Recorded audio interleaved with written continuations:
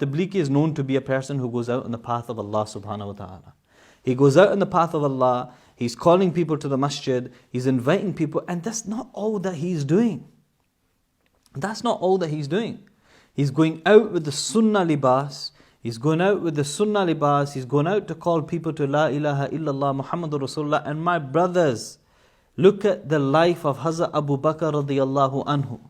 He chapped on the doors of the lines of Islam that became the Sahaba-i-Karam. Look at the Ashar al-Mubashara. Majority of them, Hazrat Abu Bakr chapped on their door and said, come to the message of La ilaha illallah Muhammadur Rasulullah. And this is what the Tablighi Jamaat do.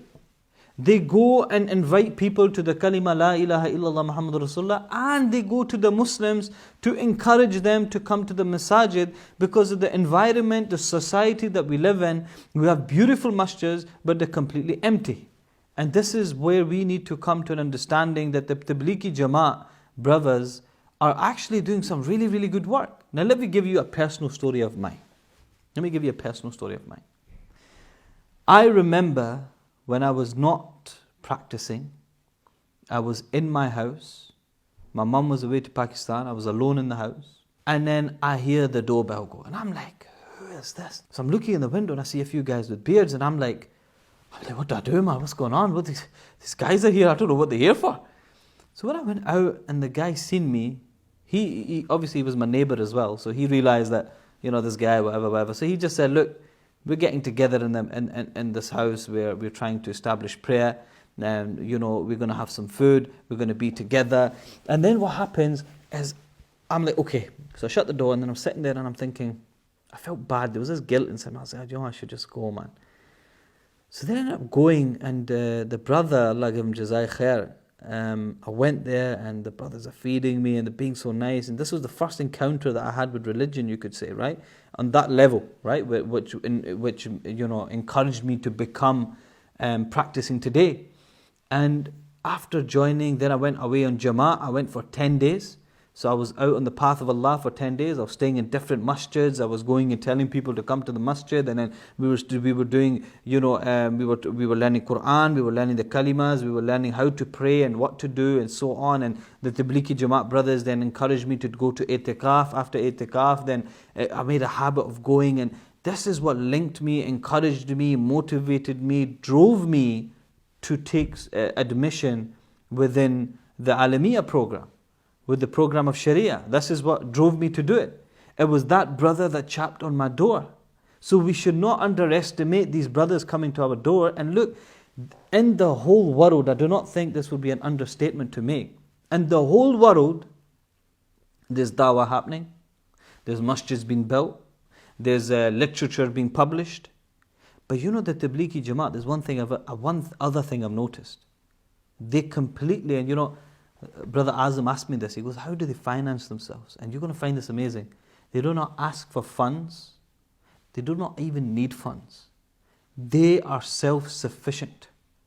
These guys get together. So let's just say 10 guys are going to go out on the path of Allah. Then 10 guys will chip in £10 each or £20 each, however much it will. They'll buy it and they'll do it like that. And they're staying in the masjid, which is free. And they're going out. They're actually spending bare minimum. And they're sacrificing everything to be in the path of Allah subhanahu wa ta'ala. This is absolutely amazing. How can we say that Tablighi Jamaat is associated to a few uncles that turn up at your door and tell you to come read at the masjid? Brother, if you don't understand the value of that, then that is a problem with you. That's not a problem with the Tablighi Jamaat. Allah subhanahu wa ta'ala showers His blessings upon these people. We sit here and we talk about Jehovah Witnesses walking around and going to masjids. And let me tell you another story. One of my friends in the West End of Glasgow, he phoned me and he goes, Zohaib, one of the weirdest things happened, man. I goes, what happened? He goes, a Jehovah Witness came to my house, and after speaking to me for an hour and a half, I started to actually think that there's something, I started to try to link things to what they were saying to me and try to, justify in myself that they're actually right. And in this time, what ends up happening is these Uncle G's turn up at his door. And they're saying, Beta, come to the masjid. He goes, when I seen that guy with his beard, with his jubba, with his topi, and he's standing there with his head down, and he goes, I just went to the masjid and it saved my iman. if it didn't benefit you, do not discourage them, because it benefits thousands. It benefited me. The Tablighi Jamaat benefited me.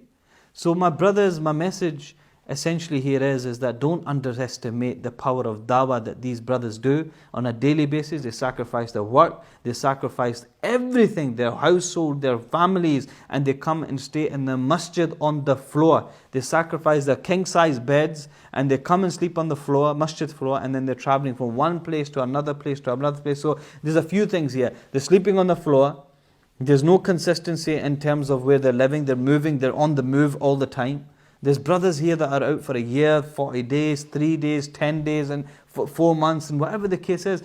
Allah subhanahu wa ta'ala's blessing is descending upon these people all the time. All the time. So my message to everybody is that if you ever see these uncles turn up at your door, and you feel there's 8, 9, and then there was another point that I wanted to make, that these brothers have a code of conduct. And their code of conduct is very strict. That even I learned their code of conduct when I was spending time with them, is one of the fundamental things about these brothers is that they will never peek into anyone's house. They'll chap 3 times. They will not stand if the door opens in a way where you're directly facing inside. Their code of conduct is to stand on the other side so they do not get to look inside. Or just in case, if a woman opens the door, they're on the other side. This is they have some serious code of conduct. They have taken into consideration. Dawah is not a game, but I'll tell you something, that all types of dawah is really good, and may Allah subhanahu wa ta'ala bless all the people doing dawah. But the Tablighi Jamaat brothers, do not underestimate what these guys do. If you have Uncle G's turning up your door, you speaking to them for 10 minutes, just out of respect for them, and they getting the reward of fulfilling what they're actually out for. Trust me, it will go far and far. You get rewarded from Allah subhanahu wa ta'ala to be considerate towards the people that are on the path of His deen. May Allah subhanahu wa ta'ala give us a correct understanding of everything. Da'wah, in simple words, is inviting people to the deen of Allah subhanahu wa ta'ala. It was there at the time of the prophets, it was there at the time of the companions, and in the 21st century we have different forms, different ways of dawah, but I would say the most prominent type of dawah in the UK, and definitely in other parts of the world, is through the Tablighi Jamaat. May Allah subhanahu wa ta'ala give us the ability, give us the understanding to understand the status of the people who are on the path of Allah subhanahu wa ta'ala, leaving their homes and everything. Do not underestimate, I'll say this again, do not underestimate when these brothers come to your door. Don't shut the lights, don't hide away. Do it for the sake of Allah, just as they've left for the sake of Allah. They didn't wake up in the morning saying, we're going to go annoy that guy at the address. They woke up in the morning for the sake of Allah. They put their shoes on for the sake of Allah. They're walking in the streets for the sake of Allah. And they're here to speak to you for the sake of Allah. So for the sake of Allah, just give them 10, 15 minutes. And trust me, you never know that those 10 minutes might be just your reason, or you could say your access to become the friend of Allah subhanahu wa ta'ala. May Allah subhanahu wa ta'ala give us the ability to understand. Jazakumullahu khair wa ahsanul jazaa.